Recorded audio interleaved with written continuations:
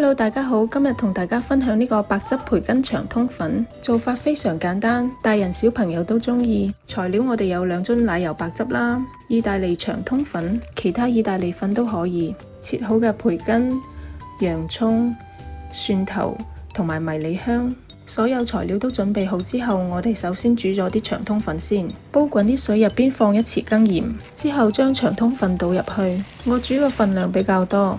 如果一家4口，大概半包就夠。煮大概10到12分鐘，攞一條長通粉出嚟，搣開入邊冇白心就證明熟咗。將啲長通粉撈出嚟瀝水，意粉係唔需要過冷河㗎，直接加啲牛油撈勻備用。煮好啲長通粉之後，咁我哋而家嚟炒培根。將啲培根炒到咁嘅狀態，我哋就可以加入洋蔥粒，之後加埋啲蒜蓉。迷你香我都會加埋入去炒一炒，炒咗之後會更加香。將啲洋蔥炒軟身之後，我哋就加入奶油白汁。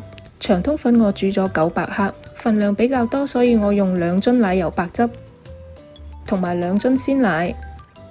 如果你長通粉係減半，咁你奶油白汁都要減半。如果唔係，做出嚟嘅白汁就會太稀。調味料我放咗少少白糖去調味，因為本身佢啲醬汁同埋培根都係鹹嘅。如果你口味比較重，你就加少少鹽。啲醬汁滾咗之後，我哋將啲長通粉加入去，然之後將啲奶油白汁同埋長通粉撈勻。撈勻之後，我哋就加入芝士，最後再撈一撈就大功告成。